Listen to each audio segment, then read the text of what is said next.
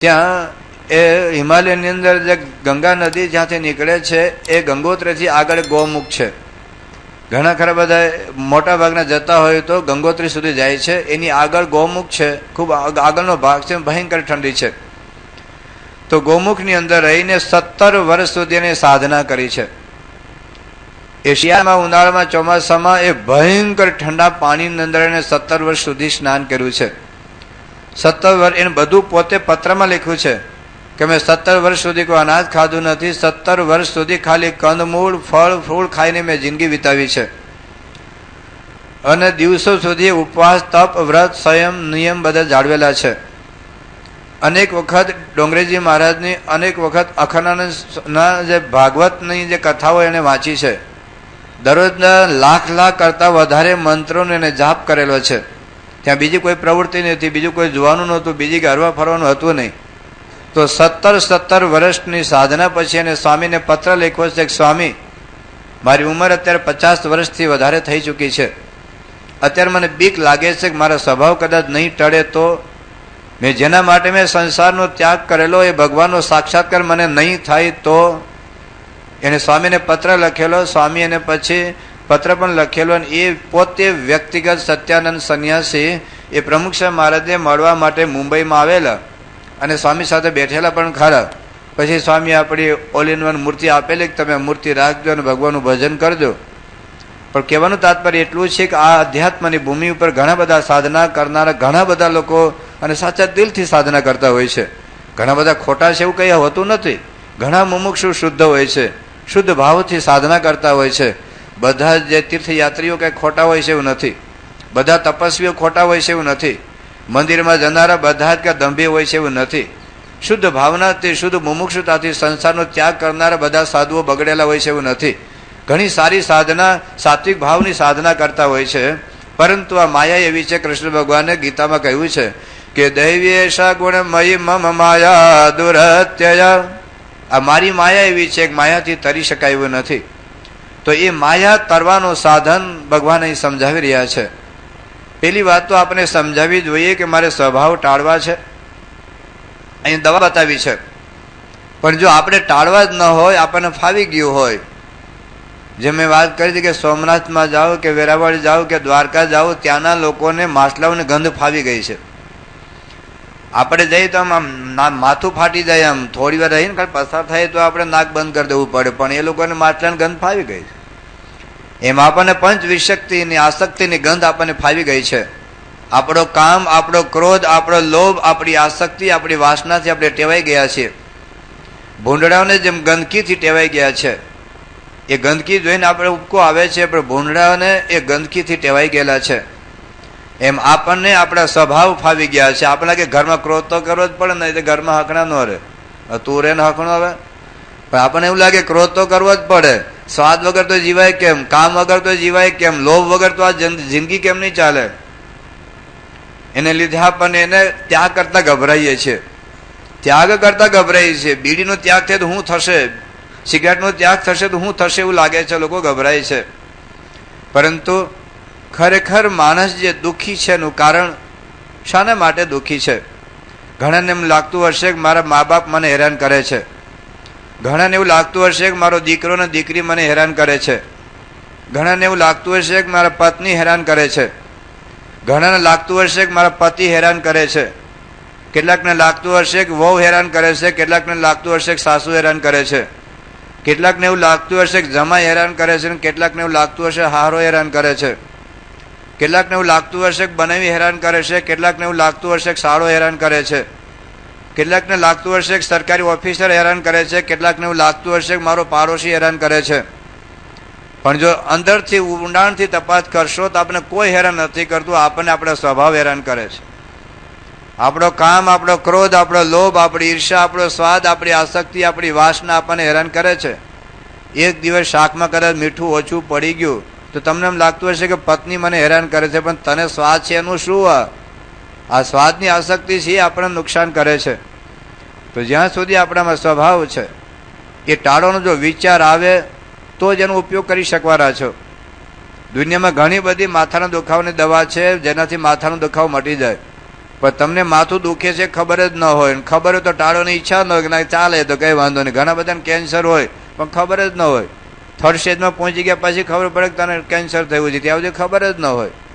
અને ઘણાને તમે પેલું ઝીણો તાવ આવતો હોય પણ કઈ વાંધો નહીં, જવા દો ને અમે નોકરીમાં ધંધામાં નવરો ન પડે તો જાય નહીં દવાખાને. તો એમાં આપણના સ્વભાવ આમ થોડા આપણને ફાવી ગયા છે, પણ એ ટાળવાનો જો વિચાર આવે તો જ એનો ઉપયોગ કરવાના. અહીંથી તમને કહું કે એક મર્સિડીઝ ગાડી ખાલી અમદાવાદ જાય છે, એર કન્ડિશન ગાડી મર્સિડીઝ ગાડી 75 લાખ રૂપિયાની ગાડી અમદાવાદ ખાલી જાય છે. પણ જો તમારે જવાની ઈચ્છા જ નહીં હોય તો તમે સગવડનો ઉપયોગ નહીં કરી શકો. અને જો તમારે અમદાવાદ જવાનું ફરજિયાત બને તો બસમાં જાઓ, ટ્રેનમાં જાઓ, અથવા તો તમે ટ્રકમાં બેસીને જાઓ, ઓલે જીપમાં 10, 15, 20 જણા ભરેલા હોય છે ને ઉપર નીચે આગળ પાછળ બધે જ. તો ગમે તેમ કરીને તમે પહોંચો, કારણ કે તમારે અમદાવાદ જવાનું કમ્પલસરી તમારા માટે તમને લાગ્યું છે. એમ આપણા સ્વભાવ ટાળવાનું જો આપણને કમ્પલસરી લાગે તો જ એ ભગવાન સ્વામિનારાયણ હવે જે દવા બતાવવાના છે દવાનો આપણે ઉપયોગ કરવાના. તો સ્વભાવ આપણને શું નડે છે? અર્જુન શ્રી કૃષ્ણ ભગવાન એક અદભુત પ્રશ્ન પૂછે છે. અથ કેન પ્રયુક્તોયમ પાપમ ચરતિ પુરુષ. બહુ અદભુત પ્રશ્ન છે ગીતાના 3જા અધ્યાયમાં. અથ કેન પ્રયુક્તોયમ પાપમ ચરતિ પુરુષ અનિચ્છનપી વાર્ષ્ણેય બલાદેવ નિયોજિત. અથ કેન પ્રયુક્તોયમ પાપમ ચરતિ પુરુષ અનિચ્છનપી વાર્ષ્ણેય બલાદેવ નિયોજિત. હે કૃષ્ણ, આ વ્યક્તિને પાપ કોણ કરાવશે? અથ કેન પ્રયુક્તોયમ પાપમ ચરતિ પુરુષ. આ પુરુષ મનુષ્ય પાપ શા માટે કરે છે? અનિચ્છનપી વાર્ષ્ણેય. હે વિષ્ણુ કુળની અંદર વૃષ્ણિ કુળમાં જન્મેલા કૃષ્ણ, અનિચ્છનપી કોઈને પાપી થવું નથી, કોઈને ગુંડો થવું નથી, કોઈને ખૂની થવું નથી, કોઈને જેલમાં જવું નથી, કોઈને વ્યભિચારી નથી થવું. અનિચ્છનપી વાર્ષ્ણેય બલદેવ નિયોજિત. કોણ એને બળ કરે છે? કોણ એને ધક્કો મારે છે? પંખાને ફરવું નથી પણ કોણ ફેરવે છે? ઇલેક્ટ્રિક કરંટ એને ચક્કર લગાવે છે. તો મનુષ્યને ચક્કર કોણ લગાવે છે? અથ કેન પ્રયુક્તોયમ પુરુષ અથ કેન પ્રયુક્તોયમ પાપમ ચરતિ પુરુષ અનિચ્છનપી વાર્ષ્ણેય બલદેવ નિયોજિત. વ્યક્તિને પાપ નથી કરવું પણ પાપ કોણ કરાવે છે? ગીતાના 3જા અધ્યાયમાં અર્જુન કૃષ્ણ ભગવાનને આ પ્રશ્ન પૂછે છે. ભગવાન શ્રી કૃષ્ણ એનો જવાબ આપે છે. સાંભળ અર્જુન. કામ એશ ક્રોધ એશ રજોગુણ સમોદ્ભવ. કામ એશ ક્રોધ એશ રજોગુણ સમોદ્ભવ. મહાશનો મહાપાપમાં વિદ્યેન મેહ વૈરિણમ.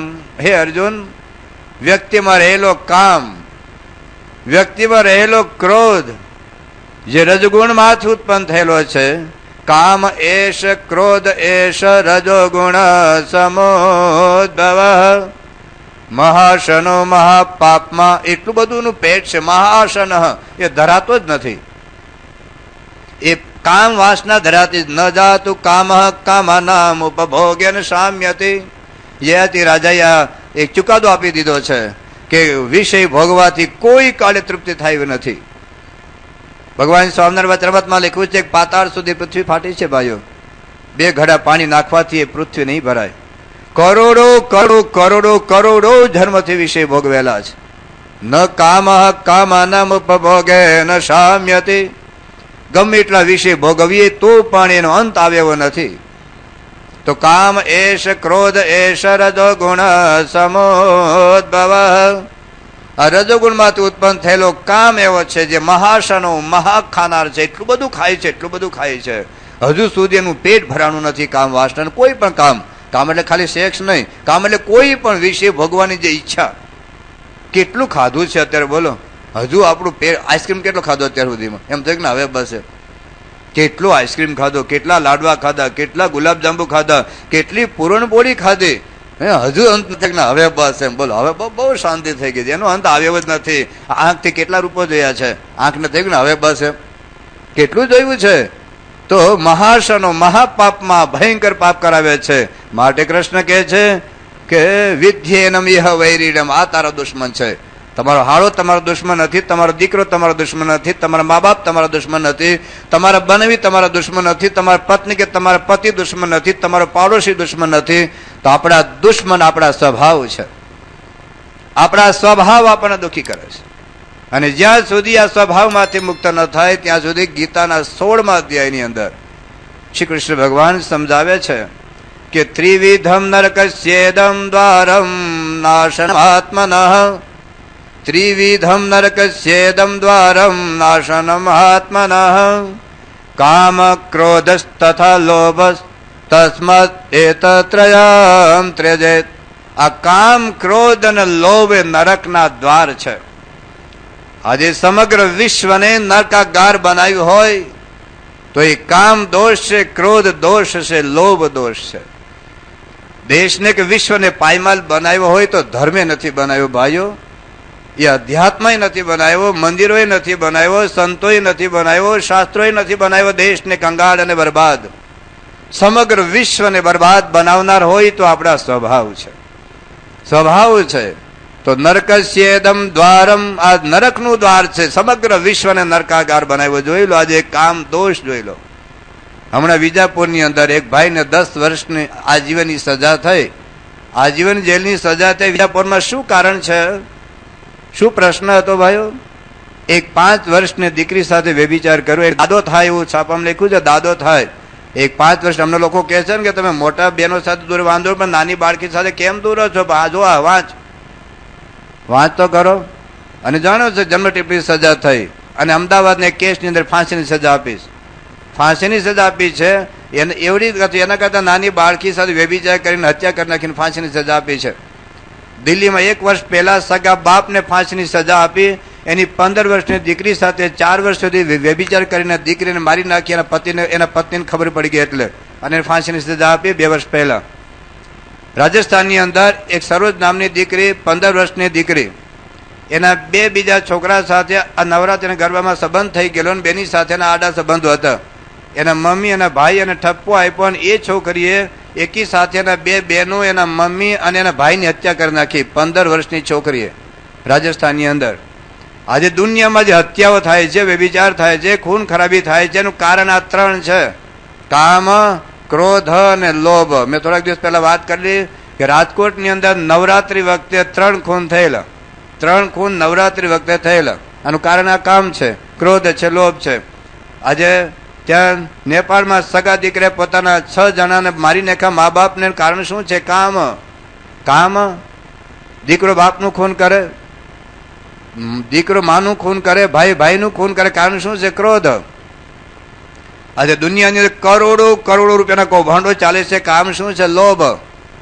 જો ભારત દેશની અંદર કૌભાંડો બંધ થઈ જાય ને તો ભારતના રસ્તા સોનાના થઈ જાય. બોલો, કરોડો અબજો રૂપિયાના કૌભાંડ એક રાજ્યમાં. ગામડાના સરપંચની માનીને 1981માં આપણે જયારે ભગવાન સ્વામિનારાયણ દ્વિશતાબ્દી મહોત્સવ ઉજવાતો હતો એ વખતે ભારતના રાષ્ટ્રપતિ હતા સંજીવ રેડ્ડી. એને આપણે આમંત્રણ આપવા ગયેલા ત્યારે એમણે વાત કરી કે આવા ઉત્સવની આવા મંદિરોની જરૂરિયાત છે. એને એક વાત એ કરી કે in India from top to bottom every one is corrupted. એ તો એક જનરલ સ્ટેટમેન્ટ છે કે બધા ભ્રષ્ટાચારી શું કહેવાનું તાત્પર્ય નથી, પણ એ વાક્ય આવું બોલેલા કે from top to bottom every one is corrupted. કોઈક એમાં લગભગ ઘણા ખરા હશે પણ સારા, પણ છતાં તમે જો દરેક બાબતમાં તમે સરપંચ પાસે સહી કરાવી તો 5 રૂપિયા નો આપણે સહી નહીં કરે.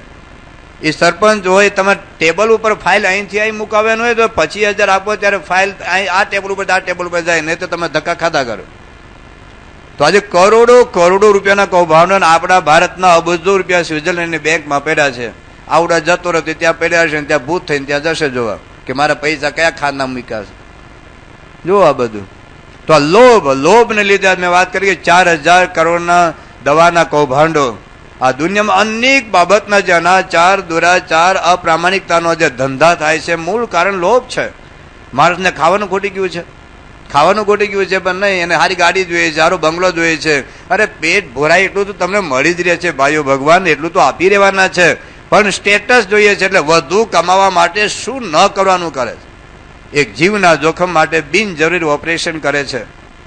40% ઓપરેશન દરેક બાબતમાં. ખાલી ડોક્ટરની વાત એવું નથી, શિક્ષકોને કેટલો પગાર સરકાર આપે છે. પહેલા કેટલો પગાર હતો, અત્યારે 15-20 હજાર રૂપિયા પગાર આપે, છતાં સ્કૂલમાં નહીં ભણાવે. આ મધ્યમ વર્ગના મા બાપને પેટે પાટા બાંધીને 50 હજાર રૂપિયાના 4 વિષયના ટ્યુશન થાય. શું કરે છે આ? પૈસા માટે ને પેટનો ખાડો પૂરો, પેટ તો ભરાયો જ છે, પણ આ પાપ એવું છે. આ કામ એશ, ક્રોધ એશ, આ કામ, ક્રોધ અને લોભ એને 3 નરકના દ્વાર બનાવી દીધા છે. જો આ જગતમાંથી ધર્મ કાઢવાની જરૂરિયાત નથી. દેશને સમૃદ્ધ બનાવવા માટે, દેશને સમૃદ્ધ કરવા માટે અધ્યાત્મ અને મંદિર અને સંતોને બાકાત કરવાની જરૂરિયાત નથી. દેશને સમૃદ્ધ બનાવવા માટે વ્યક્તિગત પોતાના સ્વભાવ, આ દોષો, આ વાસના, આસક્તિ પર કંટ્રોલ મૂકવાનો છે. કંટ્રોલ તો મૂકી શકાય ને, ભલે નિર્મૂળ ના થઈ શકે. નિર્મૂળ થવાની વાત ભગવાન સ્વામિનારાયણ અહીં કરે છે. તો મૂળ વાત એટલી છે કે ભગવાન સ્વામિનારાયણ સમજાવે છે કે જો તમને આ સ્વરૂપ સમજાશે તો જેને લીધે આપણે દુઃખી છીએ, આપણા ઘરમાં ફ્રીજ નથી એને લીધે દુઃખી નથી, આપણે ગાડી નથી એટલે દુઃખી છે એવું નથી, ઘણાના ઘરની અંદર કદાચ ટીવી ને હોય એટલે દુઃખી છે એવું નથી. એમને એને લાગતું હશે, કોકની ગાડી જોઈને તમને વિચાર આવતો હશે મારે આવી ગાડી નથી એટલે દુઃખી છું, કોકને સારો બંગલો જોઈને વિચાર આવતો હશે કે મારે આવો બંગલો નથી એટલે સુખી છું, કોકને સારા ચશ્મા, કોકની સારી ઘડિયાળ, કોકને સારું ટીવી, કોકના સારા કપડાં, કોકના સારા બૂટ, કોકના સારા ચપ્પલ જોઈને તમને વિચાર આવતું હશે કે મારે આવું નથી એટલે હું લઉં. તમે સાયકલ લઈને જતા કોકનું સ્કૂટર જોઈને વિચારે કે મારે આવું સ્કૂટર લેવું છે અને એવું સ્કૂટર લેવા માટે આગા પાછું કરવું પડે. તમે સ્કૂટર લઈને જતા કોકને સારી ગાડી જોઈને વિચાર આવે કે મારે આવી ગાડીમાં બેસવું છે, એવી ગાડીમાં બેસવા માટે આગા પાછું કરવું પડે. બાકી નહીં તો ભારતમાં એવું છે, એવા સંજોગો એવા છે કે તમે જો નીતિથી પ્રમાણિક કામ કરો ઘણી વખત તમારે ઘરે સાયકલ ન આવે. એવું આ સમાજ, એવા સંજોગો છે. એવું નથી કે બધા ન આવે, પણ એમ કારણ કે બધા જ એવું થઈ ગયું છે, બધા આગા પાછું કરતા કે હું એકલો ન કરું તો આપણે ઘણા બધા સત્સંગને હેરાન થવું પડે. આપણા સત્સંગે લાંચ ન લે, કેટલાક આપણા સત્સંગ ભેળસેળ ન કરે તો આજુબાજુ એને હેરાન કરી નાખે. કોઈ આપણે સત્સંગી પાકો હોય, ઉપર નીચે બધા લાંચિયા હોય, કે તું લાંચ કેમ નથી લેતો, તું એકલો ન લે અમારું ખરાબ દેખાય, એટલે તું લે, તારે પૈસા ન જોતો મંદિરમાં આપી દેજે, અમને આપી દેજે, પણ તું લાંચ લે. એ લીધે પાર કરે, મારીને બ્રાહ્મણી કરે. આજે આપણે ઘણા બધા ડોક્ટર એવા છે કે કોઈ ઓપરેશન હોય, આપણે ત્યાં હમણાં 2 વર્ષ પહેલા હું ત્યાં સુરત ગયેલો, આપણે સત્સંગ ડોક્ટર વાત કરેલી કે એપેન્ડિક્સ ઓપરેશન હું 2000 રૂપિયા લઉં, અમુક 5-5 હજાર રૂપિયા લે છે. શું કામ લે છે કે જનરલ પ્રેક્ટિશનર સાથેના સંબંધ હોય છે કે પેલો જનરલ પ્રેક્ટિશનર આને સર્જન ત્યાં એક દર્દી મોકલે તેને અમુક રૂપિયા નહીં આપવાના હોય, અમુક રૂપિયા બીજાને આપવાના, આખા બધા સોદા ચાલતા હોય છે. એટલે એ 5000 રૂપિયા લે ત્યાં 40% કે 20% પહેલા આપવાના હોય. હવે આ કે હું ઓછા પૈસા લઉં તો લોકો વિરોધ કરે, તું ઓછા પૈસા કેમ લે, તારે 5000 જ લેવાના, વધુ તારા પૈસા પડતા તો મંદિરમાં આપી દેજે, પણ રૂપિયા 5000 લે. આપણા બોટાદમાં ડોક્ટર ધાનાણી સાહેબ છે, પહેલાની પ્રાઇવેટ હોસ્પિટલ હતી તો બહુ ઓછા પૈસા લેતા, પણ આખા બોટાદના બધા ડોક્ટર હેરાન કરી નાખ્યા ને. તો આપણે તો બહુ પાકા હતા ડોક્ટર ધાનાણી સાહેબ, અત્યારે તેને પ્રેક્ટિસે છોડી દીધી છે ને આપણી હોસ્પિટલ સંપૂર્ણ એક પૈસો લીધા વગર આપણી હોસ્પિટલ ચલાવે છે. પણ કહેવાનું તાત્પર્ય એટલું છે, ઘણી વખત નીતિ અને પ્રામાણિકતાથી તમે કામ કરો તો આજુબાજુથી બહુ હેરાન થવું પડે, પણ એમાં શૂરવીર થવાનું ભલે હેરાન થવું પડે. પણ મૂળ આ કામ, ક્રોધ, લોભ, કોઈ પણ સ્વભાવ, ઈર્ષા છે, મત્સર છે, માન છે, સ્વાદ છે, એક સ્વભાવ એક આતંકવાદી છે. અત્યારે કાશ્મીરના આતંકવાદી મને તમને નડતા નથી, બિન લાદેન પણ મને તમને નડતો નથી, વીરપ્પન પણ તમને મને નડતો નથી, પણ મને તમને નડે છે શું? આપણા પોતાના આતંકવાદીઓ, આપણા પોતાના ત્રાસવાદીઓ. આ કામ, ક્રોધ, લોભ, ઈર્ષા, રાગ, દ્વેષ, એને લીધે જ ઘરમાં ક્લેશ છે, એને લીધે જ કંકાસ છે. તમે જોજો એટલા બધા કંકાસ, આપણું માથું ફાટી જાય એટલા છે પ્રશ્નો. હવે તમે બે હમ્પીને લગ્ન કરેલા, હમ્પીને લગ્ન કરેલા. અમદાવાદની અંદર એક ભાઈ, 2 જણા ભણતા હતા, 2 ડોક્ટર હતા, નામ નથી બોલતો મને ખબર છે. હવે 2 જણા લગ્ન નક્કી કર્યું કે આપણે જીવવું ને મરવું ભેગું, જીવવું ને મરવું ભેગું, અને 2ની જ્ઞાતિ જુદી હતી એટલે 2ના મા બાપે ના પાડી કે ભલે આપણે મા બાપની આમન્યા જાળવાની છે, મા બાપ છેવટે જયારે રજા આપે ત્યારે લગ્ન કરવા, ત્યાં સુધી આપણે લગ્ન ના કરવા. અને 8 વર્ષ સુધી એ લોકોએ રાહ જોઈ કે ના લગ્ન કરો તો આપણે 2ને નક્કી જુદા નહીં. અને 8 વર્ષ પછી છેવટે 2ના મા બાપે હા પાડીને લગ્ન કર્યા. લગ્ન કર્યા પછી 1 વર્ષ પછી 2 ડોક્ટર પાછા, 2 ડોક્ટર, આ સારામાં સારા ડોક્ટર અને પત્ની સારામાં સારા ડોક્ટર, 2 ડોક્ટર હોવા છતાં 1 જ વર્ષ પછી પેલી જે બાઈ છે એ બાથરૂમની અંદર કેરોસીન સાડીને હળગી ગઈ. વાય, લગ્ન ભેગા કરેલા હતા, ભેગું જીવન ભેગું મરું. પણ સ્વભાવ જ આ દુનિયામાં જેટલા ક્લેશ અને કંકાસ થાય છે. હમણાં અમદાવાદની અંદર એક ડોક્ટર હતા, એને એનેસ્થેસિયા આપીને આપઘાત કર્યો. કેમ? સ્વભાવ. કેટલા આપણા ત્યાં ભારતમાં કેટલા બહેનો અને ભાઈ બધા દીકરા દીકરી બધા આપઘાત કરે છે. પણ આ સ્વભાવ ઘરમાં ક્લેશ થાય છે, કંકાશ થાય છે, એટલું તો સમજો ભાઈ બંગલાનું અથાણું કરવાનું છે. સારી ગાડી હોય, સારો બંગલો હોય, સારું મકાન હોય, તમે પતિ પત્ની બે હંપીને ન રહેતા હોય, તમારા દીકરા દીકરી શું કરશે ભાઈઓ? તમારા દીકરાઓ જે બગડે છે એનું એક કારણ તમારા સ્વભાવ છે. એને નથી ગમતું મનમાં, એના મનમાં નથી ગમતું. તમે વિચાર તો કરો, 18 વર્ષનો છોકરાની સામે તમે મા બાપ ઝઘડતા હો, મા બાપ તમે એકબીજાને મારામારી કરતા હો, ગાળાગાળી દેતા હો, એ તમારો દીકરો તમારા દીકરી તમારા માટે શું વિચારશે? હું તો ત્યાં સુધી કહું છું, એક તાજું જન્મેલું બાળક હોય ને, તાજું જન્મેલું અડધો દિવસ ન થયો ને બાળક આંખો નીચે ઊંઘતું હોય ને, એની હાજરીમાં તમારા મા બાપને ના જ ઝઘડાય, ના જ ઝઘડાય. જો બાળકને સારું ઘડતર કરવું હોય તો ગાંડા બાવળ જે બનાવ્યું તો તમે જે કરવું એ કરો. એક આંબાનું જતન કરવું હોય, એક તમારે ગુલાબનું છોડ જતન કરવું હોય તો યાદ રાખજો, તમારે ત્યાં તાજું જન્મેલું બાળક દીકરો કે દીકરી હોય એની હાજરીમાં મા બાપને ના ઝઘડાય. આ તો મારામારી કરે, ગાળાગાળી બોલે. પોતાના યુવાન દીકરા હોય, યુવાન દીકરી હોય અને 10મા ધોરણમાં ભણતા હોય, 12મા ધોરણમાં ભણતા, મને કેટલાય એવા છોકરાઓ ઘણી જગ્યાએ મેળ્યા છે. સ્વામી, હું પૂછ્યું તારું કેમ રિઝલ્ટ ઓછો છે? સ્વામી મારે કીધા જેવું નથી. કે શું વાંધો કે મારા મમ્મા પપ્પા એટલા દરજ ઝઘડે અને 12મા ધોરણની એક્ઝામ ચાલ્યું હોય ને તમે એટલો વિચાર નથી આવતો? ભલે મતભેદ હોય, ના નથી પાડતા, અમને મતભેદ હોય, તમારે મતભેદ, પણ કઈ કંટ્રોલ તો લાવી શકો કે નહીં? પણ આ ક્રોધ, આ લોભ, આ ઈર્ષા, તમારા ઘરમાં ફ્રીજ તો છે જ ભાઈઓ, ટીવી તો છે જ, ફોન તો છે જ, કપડાં તો છે જ, ગાડીઓ તો છે જ, અરે ગાડીનો તો સાયકલ તો છે જ. હું કામ ઝઘડીએ છીએ આપણે? અને તમે ઝઘડો છે એવું પ્રિન્સ ચાર્લ્સ અને મિસિસ ડાયના ઝઘડા કે નહીં? ત્યાંય ઝઘડા. ઇન્દિરા ગાંધી એક વખતના વડાપ્રધાન એના દીકરાની બે વહુ હારે ત્યાંય ઝઘડતા, સાસુ ઓલો. હું કામ ઝઘડતા હતા? એના ઘરમાં આઈસ્ક્રીમ હતો એટલે ઝઘડતા હતા. પણ આ ઝઘડો એ માણસનો સ્વભાવ છે. માણસને જીવન જીવતા જ નથી આવડતું. એને એમ લાગે હું ડોક્ટર બની ગયો, એન્જિનિયર બની ગયો, વકીલ બની ગયો, લાખ રૂપિયા કમાતો થઈ ગયો એટલે જિંદગી જીવી ગયો છે. નથી ભાઈ, એ જિંદગીની સફળતા છે જ નહીં. જિંદગીની સફળતા એ છે કે તમે તમારા કુટુંબના 5 સભ્યો સાથે તમે પ્રેમથી ના બેસી શકો, એકાબીજાને જોઈને તમને આનંદ ન થાય, એકાબીજા તમે પ્રેમથી હળીમળી ના શકો, તો શું કરવાનું ભાઈ? પૈસાને શું કરવાના? તમારી ડિગ્રીને શું કરવાની? તમારા બંગલા ગાડીઓની, તમારી સત્તા સંપત્તિને કરવાનું શું છે? તમારા ઘરના 5 સભ્યો સાથે તમે પ્રેમથી એમ એકાબીજાને જોઈને તમને આનંદ ન થાય, એકાબીજાને જોઈને તમને ઉત્સાહ ન જાગે, કુટુંબમાં પ્રેમથી એકી સાથે સમૂહમાં જમી ન શકો, સમૂહમાં રહી નહીં શકો, તો શું કરવાનું? દરરોજ ક્લેશ કંકાસ. થોડાક વાસણ હોય ને ભેગા થાય ખખડે તો ખરા, પણ એટલા બધા ન ખખડે તો આખું ગામ જોવા આવે, આખું ગામ જોવા આવે એટલા તો ના ખખડવા જોઈએ ને. પણ મૂળ કારણ છે સ્વભાવ. એટલે સુખી થવા માટે બંગલાની જરૂરિયાત નથી, સુખી થવા માટે સ્વભાવ ટાળવાની જરૂરિયાત છે. આ આપણા મગજમાં ફિક્સ થઈ જ જવું પડે, થઈ જ જવું પડે. જો આ શબરીબાઈને ઝૂંપડીમાં સુખ આવીને રાવણને બંગલામાં ના સુખ આવ્યું, સોનાના બંગલામાં રાવણને સુખ ના આવ્યું, તો કયો માર્ગ છે? શબરીનો કે રાવણનો? કયો માર્ગ લેવો છે? આજે યોગી બાબા પ્રમુખ સ્વામી કેમ સુખી છે? તો હવે અમારા આવા બધા ભવ્ય તમે સંત નિવાસ થઈ ગયા. શાસ્ત્રી મહારાજ, યોગી મહારાજ કે પ્રમુખ સ્વામી ક્યાં પહેલા હતા? પ્રમુખ સાહેબ મારે આ સંસ્થાના પ્રમુખ હોય છતાં કોઈ સગવડ નહોતી, કોઈ રૂમો નહોતી પોતાની, કોઈ ગાડીઓ નહોતી. યોગી બાબાનું શાસ્ત્રીમાં તો ચાલીને જતા, 80 વર્ષનો માથે 2 મણનો વજન લઈને શાસ્ત્રીમાં જ ફેર્યા છે. પ્રમુખ સાહેબ ગાડામાં ગયા છે, એકામાં ગયા છે, ટ્રેક્ટરમાં ગયા છે, આદિવાસીના ઝૂંપડે ચાલતા ગયા છે, છતાં અખંડ આનંદ હતો.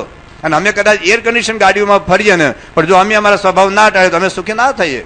એસી ગાડીમાં આ એક અમારા જે સંત નિવાસ છે ને, એક તમે મોટો ફ્લેટ બનાવી દો ને, એક એર કન્ડિશન રૂમ અમારે એક સંત માટે બનાવી દો ને, તોય અમે ના સુખી થઈએ. અમે ના થઈએ તમે ના થઈએ. બંગલા ને ગાડીઓથી સુખ છે જ નહીં ભાઈ. ભલે બનાવો તમે જમાના પ્રમાણે અમારા સંત નિવાસ તમે બદલવાના. બધી જગ્યાએ બદલાઈ ગયા, અમદાવાદ બદલાઈ ગયા, સારંગપુર બદલાય છે હમણાં, અને તમારે એ બધા ગરડા બદલાઈ ગયા, ગાડીઓ બદલાય છે. ઘણા એમ થાય કે સંતો આ એસી ગાડીઓમાં કેમ ફરે છે, સંતો કેમ ગાડીઓમાં ફરે છે? હવે આ જમાના બદલાઈ ગયા. તમારી ગાડીઓ સારી છે કે અમે તમારા ઘરે જમવા આવીને તમારી એસી ગાડીમાં આવીને લોકો તો એવું લાગે કે સંતો જલસા કરે છે, એસી ગાડીમાં ફરે છે. તો અમારે તમને એવું કહેવાનું કે તમે ટ્રેક્ટર જૂનું લઈ આવો, જૂનું ગામમાંથી ટ્રેક્ટર લઈ આવો અને એક ટ્રેક્ટરમાં અમે બિહારીને તમારા ઘરે જમવા લઈ જાઓ, કારણ કે લોકો અમારા વિશે ખરાબ બોલે. સમજો તો ખરા, અમે કઈ શોખ માટે ફરીએ? તમારી ગાડી લઈને આવ્યા, તમારા ઘરે જમવા આવ્યા, તો તમને એમ કહેવાનું કે તમે ટ્રેક્ટર લઈ આવો, જૂનું ઝીપડું જાઓ, જૂનું ઝીપડું લઈ આવો, એમાં અમે વાહ્યા, અમે તો સાદા જીવન જીવીએ. તમારા દાદા ફાનસે નહોતા વાપરતા, તમે કેમ ગાડી વાપરો છો? ફાનસે નહોતા વાપરતા, લાઇટ કેમ વાપરો છો? બસ જમાના બદલાઈ ગયા પ્રમાણે કઈ મોક્ષોખ માટે આજે પ્રમુખ ગાડીઓમાં ફરે છે, મોક્ષોખ માટે ફરે. અમે ચાલતા જઈ શકીએ, પણ ચાલતા અમારે અહીંથી જવું હોય, કરી સભા કરવા ક્યારે જઈ શકો? હું દરરોજ સભા કરવા જતો હતો, તો ચાલતા ક્યારે જવાય? તો જે વખતે જે હરિભક્તોની ગાડીઓ એમાં વાપરવાનો છે કે એના કોઈ આનંદ શોખ માટે, આમ આઉટિંગ માટે, ફરવા માટે નીકળતા બરાબર છે. સત્સંગના પ્રચાર માટે, હરિભક્તોને ઘેર પધરામણી માટે ફરીએ છે, કે મોર શોખનો વિષય નથી. પણ એટલું યાદ રાખવું, અમારે પણ એટલું યાદ રાખવું જોઈએ કે અમે કદાચ મર્સિડીઝ ગાડીમાં એક સંતની પાછળ ભવિષ્યમાં એક તમે મર્સિડીઝ ગાડી થઈ જશે, નક્કી છે. કારણ કે આવતા 50 વર્ષમાં વિકાસ છે જ, પણ એમ અમારે એટલો વિચાર રાખવો જોઈએ કે અમારે એક એક સંતની પાછળ અથવા એક એક મંડળની પાછળ એક એક મર્સિડીઝ ગાડી હશે તો અમે સુખ્યા નહીં થઈએ જો અમારો સ્વભાવ નહીં ટળે તો. અને તમારી એવી જ વસ્તુ છે, તમારે સોનાના બંગલા થશે, સોનાના બાથરૂમ થશે, તમારે બાથરૂમ સોનાનું બનાવવું છે. મેં વાત કરી હતી ને, હોંગકોંગમાં એક દુકાન, અહીં વાત કરી હતી ને, હોંગકોંગમાં એક દુકાન, એનું સંડાસ 16 કરોડ ને 80 લાખ રૂપિયાનું છે. 16 કરોડ ને 80 લાખનું બનાવો, મજા પડે સંડાસ જવાની. 16 કરોડ ને 80 લાખનું સંડાસ, અને ગિનીઝ રેકોર્ડ બુકમાં ફોટો આવ્યો છે, ખોટું નથી બોલતો. 2002 સાલનો ગિનીઝ રેકોર્ડ બુક આટલો આખો ફોટો આપ્યો છે સંડાસનો. તમે ગયા હોય ને સંડાસ જવું, અચાનક જવાની જરૂરિયાત પડે તો તમારે 10,000 રૂપિયા ચાર્જ આપવો પડે. 10,000 રૂપિયા ચાર્જ આપીને સંડાસ જઈ આવવાનું. લો જાઓ, મજા કેવી પડે. જલ્દી એકાદ અનુભવ તો કરજો હોંગકોંગ જઈને. આપણે બાહ્ય સુધારવામાં બદલ્યા છીએ તો સુધારવાનું કંઈક અંતર છે. એ ભગવાન સ્વામિનારાયણ કહે છે કે સ્વભાવ ટાળો. કે કોઈ વ્યક્તિ, તમે કરોડપતિ બનો, અબજોપતિ બનો, રાષ્ટ્રપતિ બનો, અમેરિકા જાઓ, લંડન જાઓ, આફ્રિકા જાઓ, ચંદ્ર ઉપર જાઓ, માર્સ ઉપર જાઓ, કે પાતાળમાં જાઓ, કે ગમે ત્યાં જાઓ, ગમે તે ખાવો, ગમે તેવું પીવો, ગમે તેવું નાચો, ગમે તેવું કૂદો, ગમે તેવું રમો, પણ જ્યાં સુધી વ્યક્તિના સ્વભાવ ટેડા નથી ત્યાં સુધી કોઈ વ્યક્તિ, સમગ્ર માનવ જાતનો ઇતિહાસ જોઈ લો, સમગ્ર માનવ જાતનો ઇતિહાસ જોઈ લો, કોઈ વ્યક્તિ ક્યારેય સુખી થઈ નથી. અઠવાડિયું કદાચ લાગે આમ તમે નવું નવું લાગે, બાકી તો પ્રશ્ન છે જ. તો આપણા જીવનના પ્રશ્ન માત્રનું જો સમાધાન કરવું હોય તો એનો ઉત્તર મહારાજા વચરામૃતમાં આપે છે. આજે કેન્સરની દવા ન શોધાને કોઈ તમને કેન્સર મટાડી દે તો એડ્સની દવા તો શોધાની નથી. અબુજો ડોલર ખર્ચાય છે એડ્સની દવા પાછળ, પણ કોઈક એડ્સની દવા બતાવી દે તો, અને આપણને એડ્સ થયો હોય, કેન્સર થયું હોય અને રોગ મટાડી દે તો, એવી દવા આપે તો જન્મ મરણનો રોગ એ ભયંકર રોગ છે. આ જન્મ મરણના રોગની વાત આ ભગવાન સ્વામિનારાયણ હવે આ વચરામૃતમાં બતાવી રહ્યા છે કે તમારે જો આ સ્વભાવ દોષ, અને જરાય પ્રયત્ન નહીં કરવો પડે. મારે આ વાંકાવળીના ફૂલ નીચે પડી ગયું ને તો થોડોક લેવા માટે પ્રયત્ન કરવો પડે. આ ફૂલ નીચે પડી ગયું લેવા માટે વાંકાવળીને થોડોક તો પ્રયત્ન કરવો પડે. શ્રીજી મહારાજ કહે છે કે જો તમે આ સ્વરૂપ સમજશો તો સ્વભાવ ટાળવાનો છે જે પ્રયાસ કરવો નહીં પડે. પંચ વિષયની આસક્તિ જીતાઈ જશે, અને છતાં તમે ખાઈ શકો છો. ઘણાને એમ થાય, એક ભાઈ કહેતા હતા કે અહીં મંદિરમાં આવીએ ને પછી બધા બ્રહ્મચર્ય પાડવાનું કહે છે, પછી જિંદગી કેમ નહીં જીવાય. હવે એ તો અમારું બ્રહ્મચર્ય જુદું છે ભાઈઓ, તમારું બ્રહ્મચર્ય જુદું છે. અમારે સંપૂર્ણ છે. તમારે એક પત્ની, એક પતિ સિવાય બીજો વિચાર નહીં કરવાનો. તો તમારે એક નારી સદા બ્રહ્મચારી. તમે તમારી રીતે ગ્રહસ્થ, અને અહીંયા આપણા સ્વામિનારાયણ સંપ્રદાય એવું નથી કે તમે ગ્રહસ્થના સંપ્રદાયમાં આવો એટલે પછી બિલકુલ તમારે દૂર જ રહેવાનું. એવું તો છે જ, પણ ઘણા ગભરાય છે કે આ મંદિરમાં જઈએ અને સ્વામિનારાયણ સંપ્રદાયને કંઠી પહેરીએ અને પછી કે હારું આ તો બ્રહ્મચર્ય પાડવાનું, તો જિંદગી કેમ નહીં જીવાય. હવે અમે જીવીએ છે ને, હવે અમારે જેમ ન જીવે કાંઈ વાંધો નહીં, પણ ગ્રહસ્થની રીતે વર્તે. ત્યાગીના બેયની મર્યાદા જુદી છે. અમારા નિયમ જુદા છે સાવ. તમારા નિયમ તમારી મર્યાદામાં છે, પણ ભગવાન સ્વામિનારાયણ વચરામૃતમાં આપેલું છે, શિક્ષાપત્રીમાં આપ્યું છે કે ગ્રહસ્થ પોતાના નિયમ પ્રમાણે વિષય ભોગવે તો કશો વાંધો નથી. એ કોઈ પાપ જ નથી. તમારે ત્યાં બાળકોનો જન્મ થાય કોઈ પાપ નથી ભાઈઓ, પણ એક નિયમની મર્યાદા છે. તો ટૂંકમાં આપણને એવું થાય, જો આપણને આ સ્વભાવ આપણને ખટકે, આ વાસના આપણી ખટકે, આપણા દોષો આપણા ખટકે, પણ એવું ના ગભરાઈ જશો કે મારો સ્વાદ જતો રહેશે, કામ ને ક્રોધ ને લોભ જતા રહેશે, હું પૈસા નહીં કમાઈ શકું. અરે લોભ જતા રહેશો તો એ તમે અબજોપતિ થઈ શકશો, એમાં કઈ વાંધો છે, પણ ખોટું કરતા બંધ થઈ જશો. જો લોભ તમારો નીકળ્યો તો ખોટું કરતા બંધ. અહીંયા કરોડ રૂપિયાનો ઢગલો હશે તમે લેવાનું મન નહીં થાય. લાખો રૂપિયાની તમને લાલચ મળતી હશે તમે લેવાનું મન નહીં થાય કે બસ મને નીતિથી 1 રૂપિયા મળશે, ભલે હું ભૂખો રહું અઠવાડિયું, પણ મારે કોઈનું અનિત્યનું કશું કોઈનું જોતું નથી, કોઈનું લોહીનું શોષણ મારે કરવું નથી. તો આ એક આપણના મગજની અંદર એક વિચાર આપણને શેર થઈ જશે. તો ભગવાન સ્વામી હવે આપણને સમજાવે છે કે જો તમને આ સ્વરૂપ સમજાશે તો મારે પોતાના અનુભવની વાત કરે છે. મારી જેમ તમે સ્વતંત્ર થઈ જશો. ભગવાન જેમ સ્વતંત્ર છે માહિતી પર, કેટલું અદભુત સુખ હો. અનુભવી આનંદમાં બ્રહ્મ રસ ના ભોગી રે, જીવન મુક્ત જોગિયા અંતરે અરોગી રે. અમે જાણે ખોટ નથી. યોગી માને શું ખોટ ગઈ છે, પ્રમુખ સમાજને શું ખોટ ગઈ છે, નરસિંહ મહેતાને શું ખોટ ગઈ છે, અરે મીરાબાઈને કઈ ખોટ ગઈ છે, તુકારામને કઈ ખોટ ગઈ છે, કશું ખોટ ગઈ જ નથી. ભલે જગતના કોઈ પ્રલોભન એની પાસે નહોતી, જગતના કોઈ વૈભવ એની પાસે નહોતા. શબરીબાઈને કઈ ખોટ ગઈ છે. એ કદાચ શીખાતું કોમ્પ્યુટર શીખી ગયા હોત એ વખતે કદાચ ગુજરાતના કે ભારતના મિનિસ્ટર બની ગયા હોત, પણ એ બધી માથાકૂટ મૂકીને ભગવાન રામને પામવા માટેનો પ્રયત્નની સાધનાની હતી. એટલે કદાચ આપણે ભગવાનને પામીશું, ભગવાનને કંઈક જાણવાનો વિચાર કરીશું તો કશું નુકસાન જવાનું નથી, કશું નુકસાન જવાનું નથી. તમે વ્યવહારમાં, તમે જનક રાજા વ્યવહારમાં જ હતા, એ રાજ્યમાં હતા છતાં નિર્લેપ રહેવાયેલા. ભગવાન સ્વામી વખતમાં દાદા ખાચર, એ જીવા ખાચર, અને તમે સારંગપુરા જીવા ખાચર, અને સુરા ખાચર, જીનાભાઈ દરબાર, લાડુબા, જીવબા, કેટલા બધા ભાઈ ભાઈ હરિભક્તો એ સંસારમાં રહીને પણ નિર્લેપ થઈને ભગવાનની ભક્તિ લોકો કરી શક્યા છે. એટલે ગભરાવાની કઈ જરૂરિયાત નથી. ખાલી સ્વભાવ જશે બસ જિંદગીમાં જીવાશે. કેમ જીવાશે? જરાય ચિંતા ના કરશો, તમારા ઘરમાં શાંતિ થઈ જશે. તમારા ઘરમાં એર કન્ડિશન નહીં હોય, ગાડીમાં એર કન્ડિશન નહીં હોય, પણ તમારા પત્નીને જોઈને તમને આનંદ થશે ને તમને જોઈને તમારા પત્નીને આનંદ થશે. તમારા દીકરાઓને જોઈને તમને આનંદ થશે ને તમને મા બાપને જોઈને તમારા દીકરાઓને આનંદ થશે. બાકી તો તમે જોજો, તમને ખબર કેવું તમારા ઘરમાં ચાલે છે એવું. પણ જો સાચું જીવન જીવવું હોય તો આ સ્વભાવમાંથી મુક્ત થવાની જરૂરિયાત છે. અને એ સ્વભાવ ટાળવા માટે હવે શ્રીજીમાં સમજાવે છે કે તમે સ્વરૂપને ઓળખો, આ ભગવાનનું સ્વરૂપ ઓળખો. હવે મહારાજ એક વાક્ય બહુ અદભુત બોલે છે, એની વાત આપણે વિશેષ કાલે કરીશું, પણ થોડીક એની શરૂઆત કરી દઈએ. અને એ સ્વરૂપ જેને જાણ્યામાં આવે તેને જેમ અમારે કોઈ વિશેષ સંબંધી સુખમાં આસક્તિ નથી, તેમ તે પુરુષને પણ ક્યાંય આસક્તિ રહે જ નહીં. અને તે સ્વરૂપને સાંભળજો, અને તે સ્વરૂપને તો તમે પણ દેખો છો. ફરી વખત, અને તે સ્વરૂપને તો તમે પણ દેખો છો, પણ તમારા સમજ્યામાં પરિપૂર્ણ આવતું નથી. કોની વાત કરી રહ્યા છે? એને સામે પરમહંસો છે, સામે સંતો છે, હરિભક્તો છે, મોટા મોટા આગળ બેહાર્યા છે કે એ સ્વરૂપને તમે પણ દેખો છો. અત્યારે તમે કોને જોઈ રહ્યા છો? મને. હું બોલું છું, તમે મને જોઈ રહ્યા છો. તો શ્રીજી મહારાજ પોતે બોલી રહ્યા છે અને કહે છે કે એ સ્વરૂપને તો તમે પણ દેખો છો. કોની વાત ચાલે છે? મહારાજની. કે તમે મને જોઈ રહ્યા છો પણ પરિપૂર્ણ સમજતા નથી. જોજો એક એક શબ્દ છે, પરિપૂર્ણ સમજતા નથી. તમે સમજો છો તો ખરા જ, મારો એવો આક્ષેપ નથી કે તમે મને સમજી શક્યા નથી, પણ પરિપૂર્ણ સમજતા નથી. પરિપૂર્ણ સમજવું એક સાધના છે. તમે એક બેઠા, દાખલા તરીકે કોઈ ડોક્ટર બેઠા હોય તો મને માણસ છે તો ખબર પડે જ, એને બે આંખ છે તો ખબર પડે જ, એને નાક છે તો ખબર પડે જ, કાળા વાળ છે તો ધોળા વાળ કાળા કરેલા છે મને દેખાય છે તો ખરું જ, બે હાથ છે બે પગ છે દેખાય છે તો ખરું જ. પણ એ ડોક્ટર છે ને કપાળ પર ના લખ્યું હોય એ ડોક્ટર છે. અરે ડોક્ટર કદાચ ખરું કોઈ એમ કે ડોક્ટર છે તો એ પૂરું ન જાણતો એમડી છે કે એમએસ છે કે એમબીબીએસ છે કે હોમિયોપેથી છે કે આયુર્વેદિક છે કે એ ખબર ના પડે. અરે એમડીમાં પણ કયા વિષયમાં નિષ્ણાંત છે એ ખબર ના પડે. એમએસમાં સર્જન હોય પણ આંખના સર્જન છે કે એ પોતે જનરલ સર્જન છે એ ખબર ના પડે. અને એ કદાચ આંખના સર્જન હોય પણ તો એની કેટલી કુશળતા છે એ ખબર ના પડે. થોડુંક તો જાણીએ છીએ પણ યથાર્થ જાણતા નથી ભાઈઓ. કોઈ એમ માણસ બેઠો હોય કે કોઈ એમ ગુજરાતના કદાચ કોઈ પ્રધાન હોય કે ધારાસભ્ય, ક્યાં ખબર પડે? બહારથી દેખાય નહીં. કોઈ ભાઈ ઉભા હોય, બે બાજુમાં ઉભા હોય તો એ બાપ દીકરો છે સાળો બને છે ખબર પડે?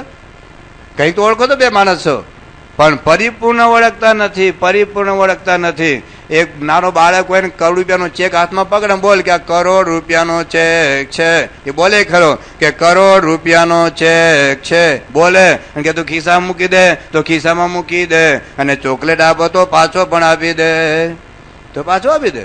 હવે એ કાગળ તો ઓળખે જ છે કે કાગળ છે, સરસ મજાનો છે, રંગીન છે, એ ઓળખે ખરો, બોલે ખરો, પકડે ખરો, પણ ચોકલેટમાં પાછો આપી દે. એ પરિપૂર્ણ ઓળખતો નથી ભાઈઓ. પરિપૂર્ણ ઓળખાય તો કામ થાય એવું છે. શ્રીજી મહારાજ કે તમે મને ભગવાન તરીકે તો જાણો જ છો.